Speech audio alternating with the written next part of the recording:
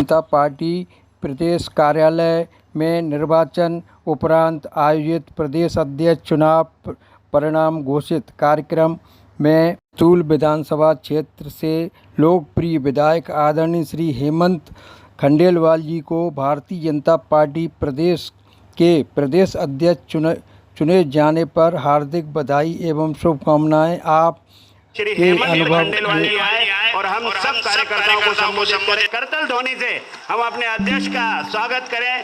करतल ध्वनि से श्री हेमंत खंडेलवाल जी।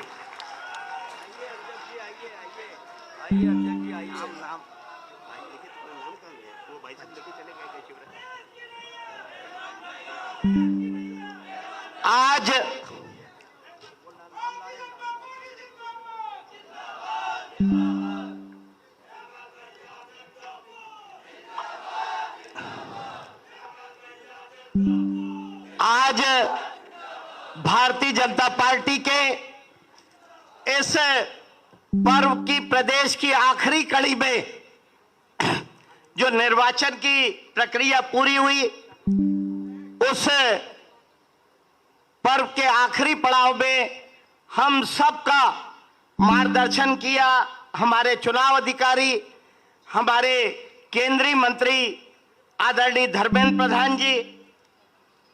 हम सबको लगातार प्रदेश में संगठन कैसे चले इसकी सीख देने वाले आदरणीय शिव प्रकाश जी, हमारे प्रदेश के मुख्यमंत्री आदरणीय मोहन जी, जिनके कामों को लेके हम सबको आगे बढ़ना है, हमारे पूर्व मुख्यमंत्री शिवराज जी, जिन्होंने लगातार सत्ता में हम कैसे बने ये हुनर किसी ने सिखाया है तो उन्होंने सिखाया है। हम हमारे निवर्तमान प्रदेश अध्यक्ष जिनकी बातों को आगे लेके जाना है, आदरणीय बीडी भाई साहब, आदरणीय जटिया जी, आदरणीय देवड़ा जी, आदरणीय राजेंद्र शुक्ल जी, सतीश जी, बहन सरोज पांडे जी, हमारे संगठन महामंत्री हितानंद जी, हमारे सभी मंच पे कैलाश जी, प्रहलाद जी, हमारे नरोत्तम जी, हमारे सबके आदरणीय विक्रम जी, मोगे जी, डीडी उइके जी, बहन सावित्री ठाकुर जी और यहाँ उपस्थित सभी पूरा का पूरा मंच और सामने मंच पे बैठे भारतीय जनता पार्टी के वो कार्यकर्ता जिन्हें मजबूत करने का काम किया है। अगर हम जनसंघ की बात करें तो स्वर्गीय बद्रीलाल दवे जी जो हमारे पहले अध्यक्ष थे और जनसंघ के आखिरी कुशाभाऊ ठाकरे जी थे जिनके ने पार्टी को आगे बढ़ाने का काम किया, और उसके बाद सुंदरलाल जी पटवा जिनके नेतृत्व में भारतीय जनता पार्टी का गठन हुआ और वहां से ये यात्रा आगे बढ़ी और हमारे बीडी भाई साहब ने इसे ऊंचाइयों पे पहुंचाने का काम किया। मैं आप सबको बताना चाहता हूं कि ये भारतीय जनता पार्टी का जो संगठन है इसे पूरे देश में आदर्श रूप देने का काम किया, तो वो सबसे बड़ा काम हमारे आदरणीय कुशाभाऊ ठाकरे जी ने किया। जैसे शिवराज जी बता रहे थे, मेरे स्वर्गीय फादर भी अगर किसी को मानते थे, किसी की प्रेरणा से चलते थे तो वो कुशाभाऊ ठाकरे जी थे। उन्होंने और प्यारेलाल जी ने मिलके इस पार्टी को बुलंदियों पे पहुंचाने का काम किया। हमारे प्रदेश में हमें यह भी नहीं भूलना चाहिए कि अटल जी भी इस माटी के थे और राजमाता सिंधिया भी इस माटी की थी। उन्होंने भी इस पार्टी को बुलंदियों पे ले जाने का काम किया।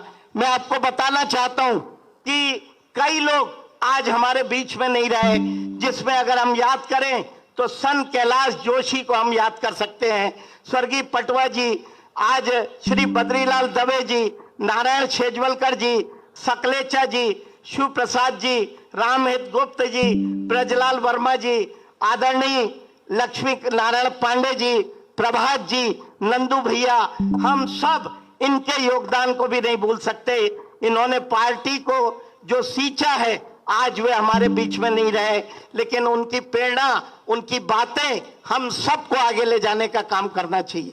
मैं बताना चाहूंगा कि इस मंच पे बैठे ऐसे कई लोग हैं जिन्होंने संगठन को आगे ले जाने का काम किया।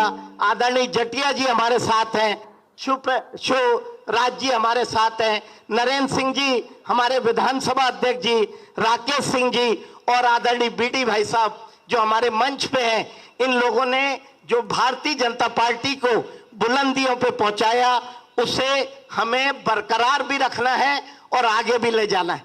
मैं आपसे कहना चाहूंगा कि आज मैं प्रदेश अध्यक्ष बना, मेरे में कोई अतिरिक्त योग्यता नहीं है, मैं वही हूं जो एक आम कार्यकर्ता होता है।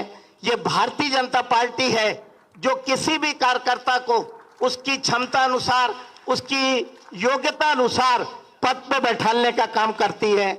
हमें यह भी नहीं भूलना चाहिए कि श्यामा प्रसाद मुखर्जी और हमारे दीनदयाल जी ने जो सपना देखा था उसे आगे लेके भी हमें चलना है। हम वो सौभाग्यशाली पीढ़ी हैं जिसका नेतृत्व हमारे देश के प्रधानमंत्री नरेंद्र मोदी कर रहे हैं। नरेंद्र मोदी जी ने आज इस देश को बुलंदियों पे ले जाने का काम किया। आज पूरी दुनिया में नरेंद्र मोदी जी के कारण भारत पूरी दुनिया की सबसे बड़ी शक्ति बनने जा रहा है। विश्व गुरु बनने की दिशा में अगर हम आगे हैं तो नरेंद्र मोदी जी के कारण है। मैं आप सबको ये बोलना चाहूंगा कि भारतीय जनता पार्टी के कार्यकर्ता के नाते जब आज से 50 साल बाद कोई अगली पीढ़ी आएगी तो वो आपका सम्मान सिर्फ इसलिए करेगी कि आपके नेतृत्व में, आपके कारण नरेंद्र मोदी जैसा व्यक्ति इस देश का प्रधानमंत्री रहा, जिसके कारण भारत का भविष्य सुरक्षित हुआ। मैं आपको बताना चाहता हूं कि अमित शाह जी और जेपी नड्डा जी के नेतृत्व में, हमारे नरेंद्र मोदी जी के मार्गदर्शन में हम लोगों को लगातार काम करना है। हम याद करें आज से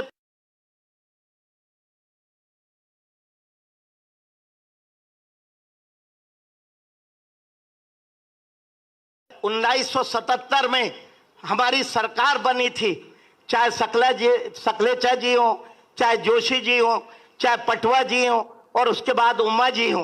तो एक मिथक था कि हम 5 साल पूरे नहीं कर सकते, हम सत्ता में आते जरूर हैं लेकिन बीच में ही चले जाते हैं। मैं यहाँ मंच पे बैठे शिवराज जी को इस बात के लिए धन्यवाद देना चाहूंगा कि उन्होंने एक मिथक तोड़ा कि कैसे आम जनता से जुड़ के ऐसी कल्याणकारी योजना लाएं ताकि लगातार भारतीय जनता पार्टी इस राजनीति में लगातार चुनाव जीत सके।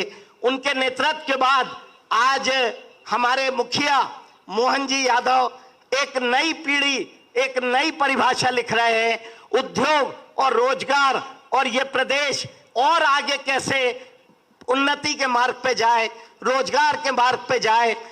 हमारा मध्य प्रदेश इस देश के नक्शे में उद्योगों के मामले में, विकास के मामले में नई गति कैसे ले, उसको लेके हमारे मुख्यमंत्री मोहन यादव जी जो काम कर रहे हैं, हमें आम जनता के बीच में जाना है। मैं आप सबका धन्यवाद करना चाहूंगा। उम्मीद करूंगा कि हम सब मिलके एक नया इतिहास गढ़ेंगे। मैं इस मंच के माध्यम से हमारे मुख्यमंत्री जी जो कह रहे थे कि हमारे यहाँ इतने बड़े बड़े चुनाव हो जाते, एक ही व्यक्ति के सभी प्रमुख लोग नामांकन दाखिल करते हैं। मेरा इस मंच के माध्यम से कांग्रेस को चुनौती है कि जैसा चुनाव हमारा प्रदेश का होता है, अपने वार्ड का भी चुनाव करा लो तो हम आपको धन्यवाद दे देंगे, आपका सम्मान कर देंगे। हमारी पार्टी में अनुशासन सबसे बड़ा होता है, हम सब मिल के काम करते हैं, एक दूसरे का सम्मान करते हैं। मैं अंत में अपनी पारिवारिक पृष्ठभूमि कुछ शिवराज जी ने बताई, कुछ आपने बताई। मैं ये बताना चाहता हूं कि मेरा परिवार पिछले 100 साल से कांग्रेस के विरुद्ध अपना झंडा बुलंद करता रहा। 1930 में मेरे ग्रैंडफादर कांग्रेस को हरा के एक